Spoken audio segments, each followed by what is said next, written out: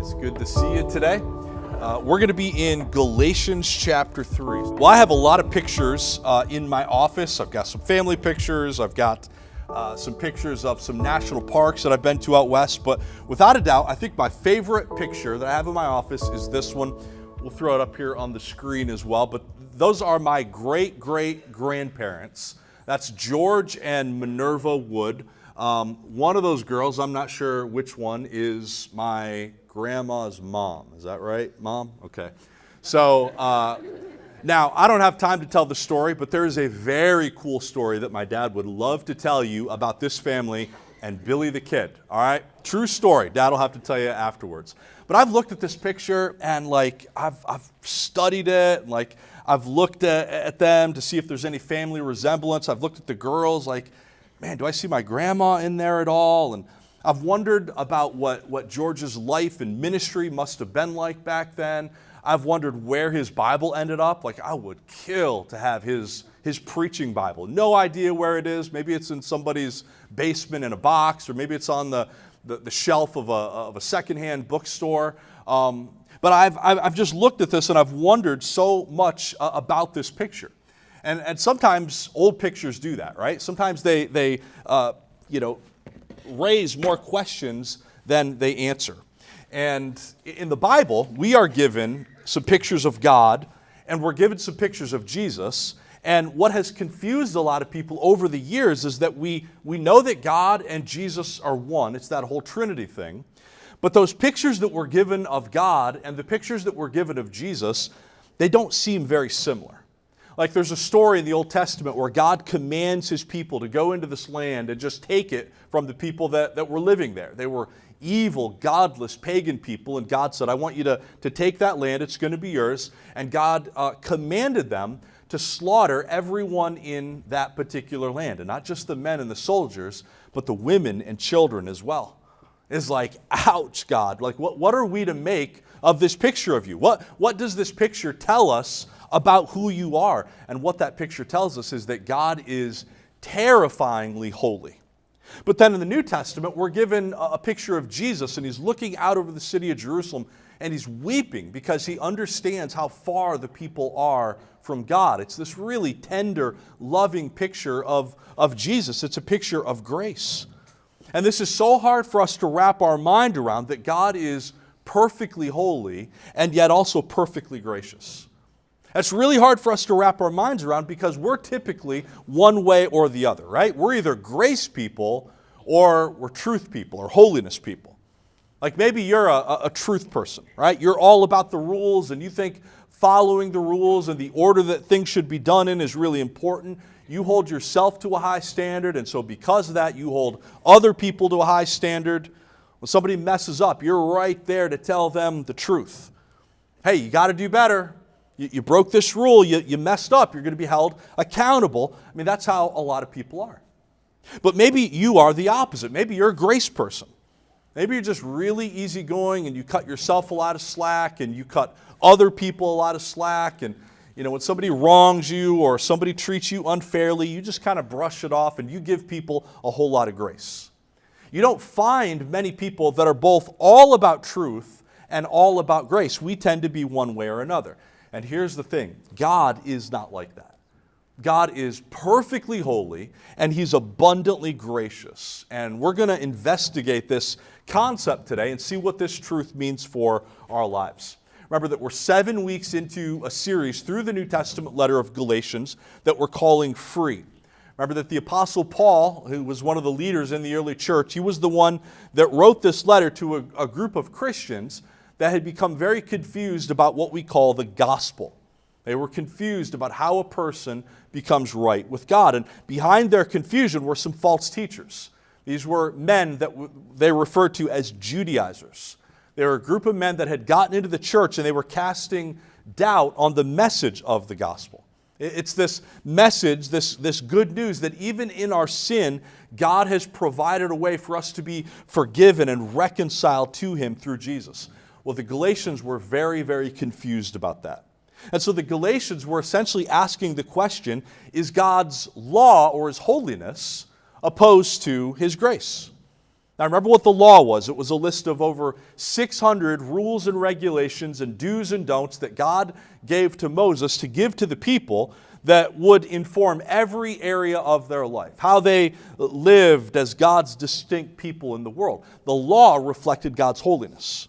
So the Galatians were asking Paul, hey, isn't the fact that God is holy incompatible with what you've been telling us that God is gracious? We see that question in verse 21.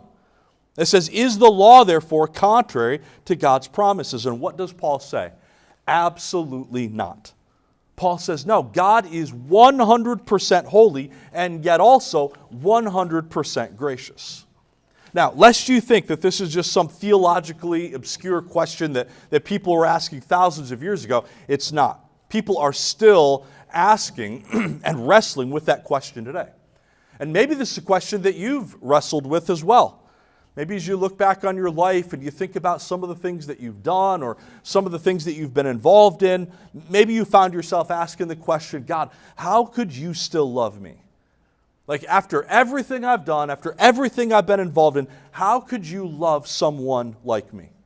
Or maybe on the other side of that, you're thinking, hey, if God is love, well then how could He judge and punish people?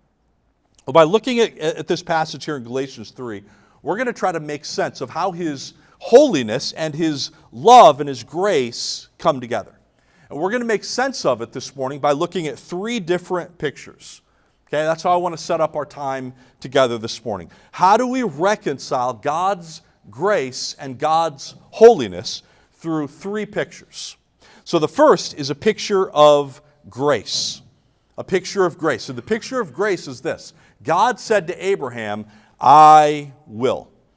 I will. Notice how the passage starts here, chapter 3, verse 15. It says, brothers and sisters, I'm using a human illustration. No one sets aside or makes additions to a validated human will. Now the promises were spoken to Abraham and to his seed. He does not say, and to seeds, as though referring to many, but referring to one, and to your seed, who is Christ. My point is this, the law which came 430 years later does not invalidate a covenant previously established by God and thus cancel the promise. For if the inheritance is based on the law, it is no longer based on the promise, but God has graciously given it to Abraham through the promise.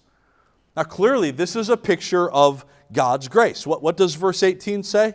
That God has graciously given it to Abraham.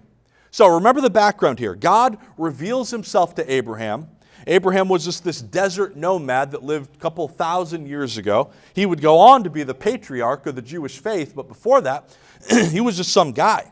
And he didn't have any children, and that would have been a really hard pill to swallow back then when having a lot of kids was a real badge of honor. So God makes Himself known to Abraham purely because of His grace, and He makes a promise to Abraham. And what does He say? He says, out of your offspring, I'm going to make a great nation. He said, Abraham, all the people on earth are going to be blessed through you. And Abraham says, well, God, there's just one little problem. I'm an old man. My wife is an old woman. We don't have any kids, and it would seem that we are past childbearing age. And God says, don't worry about it. What I told you was going to happen is going to happen. I promise. Now, this is an act of God's sheer grace. And here's what we see. God didn't just show grace to Abraham. He showed it to us. That through faith in God's grace, Abraham's promise is actually given to us. He continues in verse 29. This is what he said. And if you belong to Christ, then you are Abraham's seed, heirs according to the promise. The promise given to Abraham was that the Messiah was going to one day come through his lineage, and we can also experience Abraham's promise through faith in God's grace. Friends, the way that God established a relationship with Abraham is the exact same way that He established one with us. It's through His grace. It's because of His promise. It's not because we were so great and we deserved it, but because of His grace, He said, I'm going to do something special with him. I'm going to do something special with her. This is what Paul's trying to get these Galatians to understand. They are right with God, not by anything that they've done, but simply because God reached down to them in grace. They just needed to respond to that grace through faith. And I wonder when the last time was that you were really impacted by this truth that God is a God of grace? Like, do you deserve the good things that you have in your life? Man, I don't. Who we are and what we have is purely because God is a God of grace. And it didn't have to be that way, right? God was not obligated to show us His grace. And I'll tell you what, never am I more disgusted with myself than when I catch myself getting into this regular pattern of complaining. When I complain, when you complain, what we're really saying is, God, I deserve better than this. I don't really like or agree with how you're running my life. Trust me, we do not want what we really deserve, because what we deserve is God's judgment. It's God's punishment. But because God is gracious, He's reconciled us to Himself. And on top of that, He's done all kinds of other wonderful things for us. It's called grace. And it's such a foreign concept to us because we live in a world that doesn't run on grace. We live in a world that runs on hard work and effort, and you have what you've earned.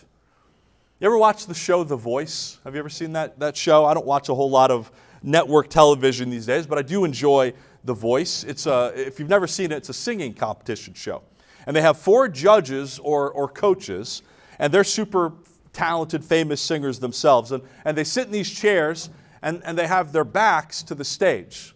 And so the person will come out and they'll start singing, and if they impress the judges enough, the judge will hit a button on their chair, and it'll turn them around so they're facing the singer, and that's their way of saying, hey, I think you might have something with your singing. I think that you have potential. If the judges aren't impressed, then they won't turn their chair around, and well, that's it for that particular singer. That's how a lot of people look at God. Man, I got to do all these things to impress God, and I have to prove to God that I'm worthy, and if I want God to help me or notice me, well, I better get working. And yet grace tells us that God hits the button on His chair before He ever even hears us sing. This is what He did with Abraham. Right, Abraham, I'm going to do something great in you and through you, and it's not because of anything you've done. It's simply because I am a God of grace. So the question is, what would it look like for us to live in gratitude over the grace of God? Well, how about when we just rely on it? Right? Are you going through something challenging? Are you going through something painful? Listen, it pleases God. It moves God's heart when we come to Him and we pour out our troubles and our fears and our worries, and we say, God, would you please give me your grace for this situation? How about this? When we don't abuse God's grace, right? Like we should reject this thinking that says, because of God's grace, I can live however I want and I could do whatever I feel like, and God's grace will just cover it. That's an abuse of His grace. His grace should motivate us to obey. How about this? When we give grace to others, it has to make God feel good when we take that grace, that undeserved favor that He's given us, and we give it to other people. Right? We pass it on. Maybe somebody hurt you.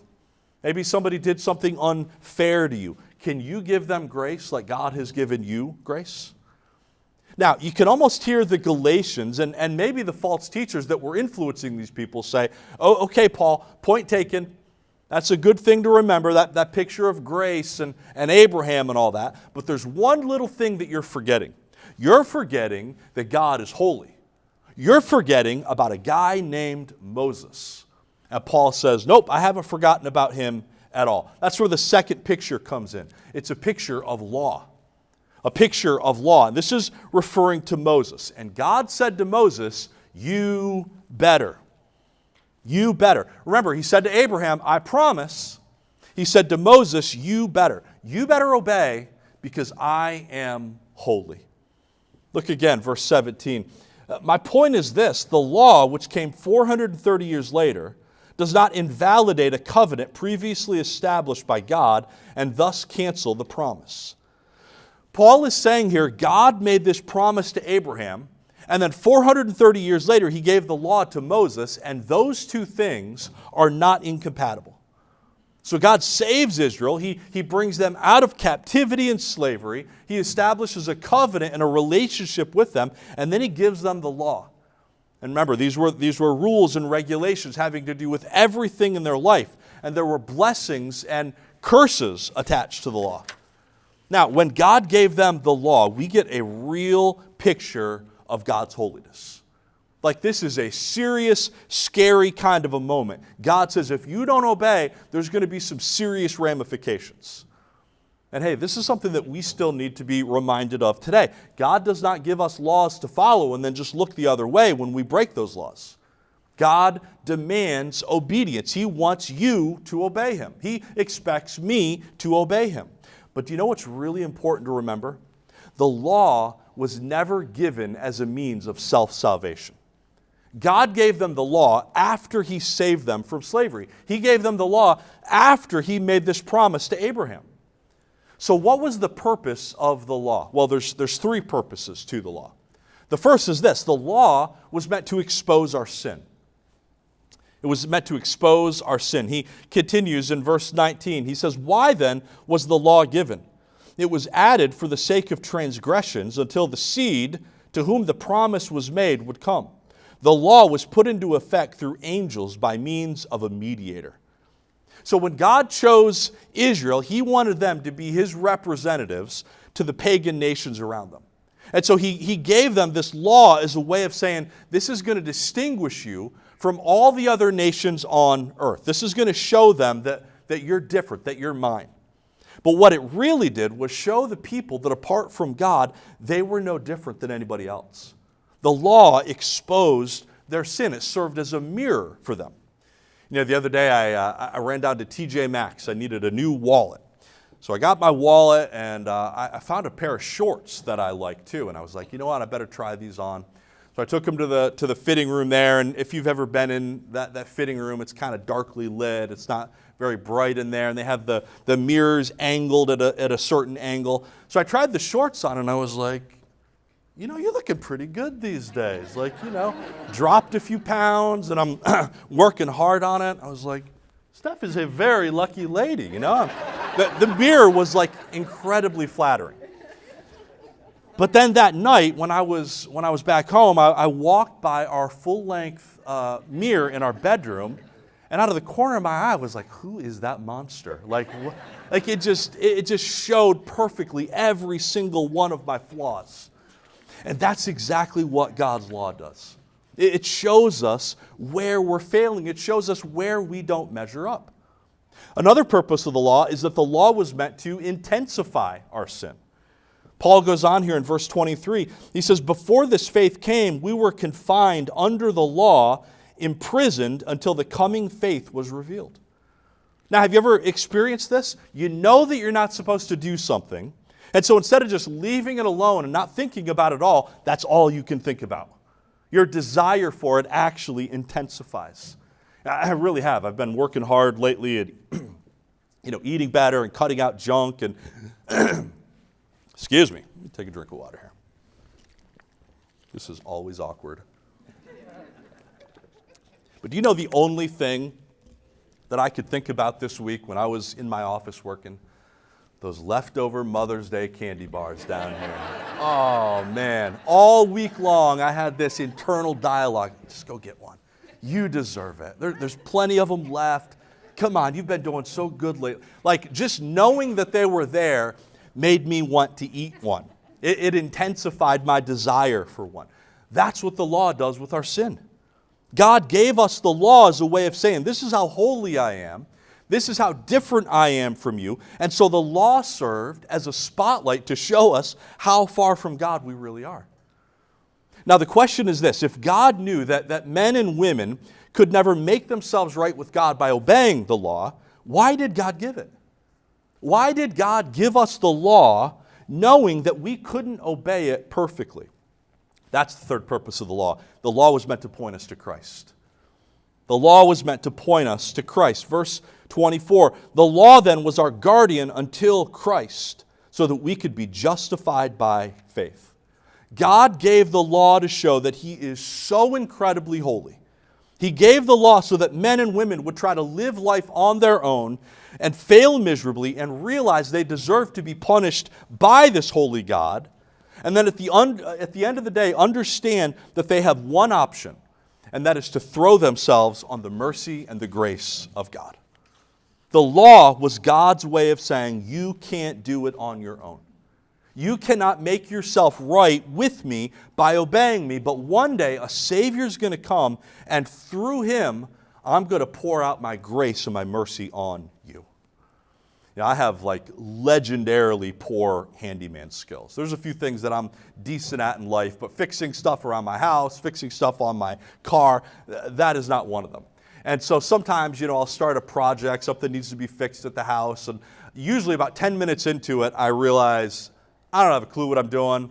I can't fix this, and so I have to call one of you. I usually call, like Jesse was at my house Friday doing something that I could not do on my own, right? And that's kind of what God's law does with us in Jesus. I've tried so hard to obey, and I can't do it like I should, and so the only thing I know to do is to go to Jesus for help. So how do we reconcile God's love or his grace and his holiness? Through three pictures. A picture of grace, a picture of law, and then a picture of law and grace fulfilled. And the picture of law and grace fulfilled is this. God said to Jesus, they can't, so you must. They can't, Jesus, so you must.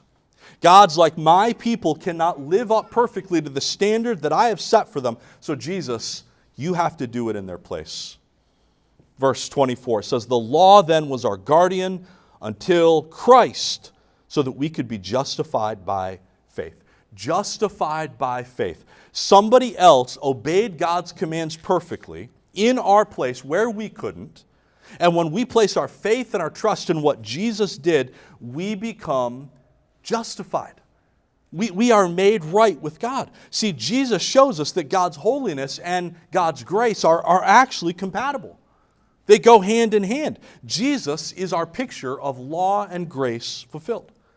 The answer to the question, how can God be both holy and gracious? Well, that was answered on the cross. And there's three ways that Jesus fulfilled this for us. First of all, Jesus obeyed the law of Moses for us. Jesus came and he lived the perfect life that we should be living, and he obeyed where we failed. So every time you are sinfully angry, every time you lose your patience, every time you pass up an opportunity to help somebody, every time you should have prayed for someone and didn't, every lustful glance you've ever given, Jesus obeyed in a similar situation. He obeyed the law of God in our place perfectly. Second of all, Jesus endured the wrath of God for us. That penalty that we deserve because of not living up to God's holy standard, that was paid for by Jesus. See, if God did not punish our sin, he would not be just. He would not be holy. He had to punish sin. But by him allowing Jesus to be our substitute, he proved that he's loving and gracious as well. Everything that should have happened to us happened to Jesus instead of us. And then thirdly, Jesus completes the promise of Abraham for us. This promise that was given to Abraham was fulfilled in Christ. And through faith, we're allowed to be a partaker of that promise. So this shows us that God keeps his promises and his covenants despite our sin and our failure. God is simultaneously loving and holy, and never was that more clearly seen than on the cross. Jesus did not lower God's standard for us. He met God's standard for us. When I was a teenager, there was one thing that I desperately wanted to do. I wanted to dunk a basketball more than anything else. And I just couldn't do it. On a good day, I could maybe dunk a tennis ball, but I was nowhere close to dunking a basketball, except for one playground in our town. It was at this elementary school, and they had this outdoor basketball court with 7-foot rims. And oh my goodness, I used to go down there. I was like Vince Carter on those 7 rims. I would do all kinds of crazy dunks. But here's the thing. I was not dunking according to a 10-foot basketball rim standard. I was dunking on my own terms. And there's a lot of people, and maybe some of them are here this morning, that think that they're okay with God. But it's because you're dunking on your own terms, not God's standard. You've lowered the standard when God's standard is perfection. Perfect holiness, but also perfect grace. So the question is, what does all this mean for us? Like, how do we apply this pretty heady theology that we've just looked at? 2 points of application. There's a personal point of application and then a corporate point of application for us as a church. The personal application is this. According to the world, you are either holy and righteous or you're a sinner. Right? You're either a good person or you're a bad person, but you can't be both. But according to God, if you are in Jesus, you're actually a righteous sinner. You are a sinner who is forgiven. And that truth right there should cause us to never despair or become prideful. Hey, I'm not where I'd like to be in my Christian life. I still fail so often every day, but that's when I lean into the grace of God. But I'll never have room to get prideful about any growth that I see in my life because, man, next to God's holiness, I'm still light years away. I am a righteous sinner who needs the grace of God every single day. And through the Holy Spirit's power, I'm using the grace of God to become more and more like Jesus. Friend, is this you? Are you utilizing the grace of God for that thing in your life that you need help with? For that sin that you can't get over? For that point of pain in your life? For that thing that's causing all kinds of anxiety? God says there's grace available for you. Are you utilizing it? The corporate application is this. Paul says that when you become a Christian, you are formed into a radical new community. Look at what he says in verse 28, super famous verse. He says, "There is no Jew or Greek, slave or free, male and female, since you are all one in Christ." This is a community where there are no social statuses or classes. This is a community where you are not known primarily by the color of your skin or how you vote or where you came from or what your background is or just what you're into in life. We are one in Jesus. And that type of community does not exist anywhere else but in the church. It only exists through Jesus. And this is a picture of our church this morning. We've got all kinds of people here today from all kinds of walks of life and background, and yet we are one in Jesus Christ. And this type of community can only work when we model the example given to us here in Galatians 3, when we are loving and gracious and yet truthful. Because what was God to us? Man, He was holy. He spoke the truth to us about our sin, but He was loving and compassionate as well. And so we have to live in our community the same way. We have to speak the truth to each other. If I see where somebody is failing or they're in a pattern of sin or they're veering off track spiritually, I have to go and speak to them humbly. So do you. But we also have to do it in love. That's the only way that true community works. Modeling the truth and the holiness and the love and the grace of God. We need both of those because truth without grace isn't really truth, and grace without truth isn't really grace. And with Jesus, we get both. He came full of grace and full of truth, and He can fill you with the same. That's the whole point of this letter that Paul wrote. That God is holy, but He accepts you into His family not because we're good or have earned it. It's because He is gracious. I'm going to close with this story. I heard a pastor tell a story about his family, and he shared this particular story, and I just want to read it for you. He said, "Our middle daughter had been previously adopted by another family. I'm sure this couple had the best of intentions, but they never quite integrated the adopted child into their family of biological children. After a couple of rough years, they dissolved the adoption, and we ended up welcoming an 8-year-old girl into our home. For one reason or another, whenever our daughter's previous family took vacations to Disney World, they took their biological children with them, but they left their adopted daughter with a family friend. Usually, at least in the child's mind, this happened because she did something wrong that precluded her presence on the trip. And so by the time we adopted our daughter, she had seen many pictures of Disney World, and she'd heard about the rides and the characters and the parades. But when it came to passing through the gates of the Magic Kingdom, she'd always been left on the outside. Once I found out about this history, I made plans to take her to Disney World. What I didn't expect was the prospect of visiting this dream world would produce a stream of downright devilish behavior in our newest daughter. In the month leading up to her trip to the Magic Kingdom, she stole food when a simple request would have given her a snack. She lied when it would have been easier to tell the truth. She whispered insults that were carefully crafted to hurt her older sister as deeply as possible. And as the days on the calendar moved closer to the trip, her mutinies multiplied. A couple days before our family headed to Florida, I pulled our daughter into my lap to talk through her latest escapade.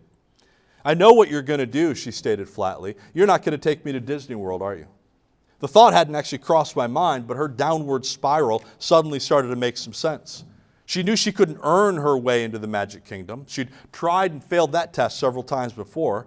So she was living in a way that placed her as far as possible from the most magical place on earth. In retrospect, I'm embarrassed to admit that in that moment, I was tempted to turn her fear into my own advantage. The easiest response would have been, "If you don't start behaving better, you're right, we won't take you." But by God's grace, I didn't. Instead, I asked her, "Is this trip something that we're doing as a family?" She nodded, brown eyes wide and tear-rimmed.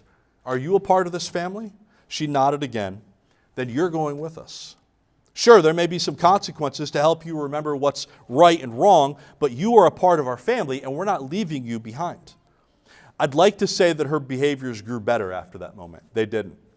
Her choices pretty much spiraled out of control at every hotel and rest stop all the way to Lake Buena Vista. Still, we headed to Disney World on the day we had promised, and it was a typical Disney day. Overpriced tickets, overpriced meals, lots and lots of lines, mingled with just enough manufactured magic to consider maybe going again someday. In our hotel room that evening, a very different child emerged. She was exhausted, pensive, and a little weepy at times, but her month-long facade of rebellion had faded. When bedtime rolled around, I prayed with her, held her, and asked, "So how was your first day at Disney World?" She closed her eyes, snuggled down into her stuffed unicorn, and after a few moments, she opened her eyes ever so slightly. "Daddy," she said, "I finally got to go to Disney World, but it wasn't because I was good. It's because I'm yours." It wasn't because I was good. It's because I'm yours. Listen, that is the message of the Christian faith. That this terrifyingly holy God is gracious enough to welcome us into His family, not because we're good, not because we've deserved it, not because we've earned it, but because He is good. So God, we come to you now, and we admit, we confess that we are not like you when it comes to this, God. We tend to be one way or another, either full of truth or full of grace, but your Son gives us the perfect example of a God who is both. And I pray, Father, that we would live with that reality this week. I pray, God, that we would just be impacted by this truth that in your holiness you welcome sinners like us in. God, where would we be without your grace? I pray this week, Lord, that as we remember your grace, that it would motivate us to obey and to take your holiness seriously and to live for you and to pursue obedience to you. God, ultimately, we're just so grateful and thankful for your Son.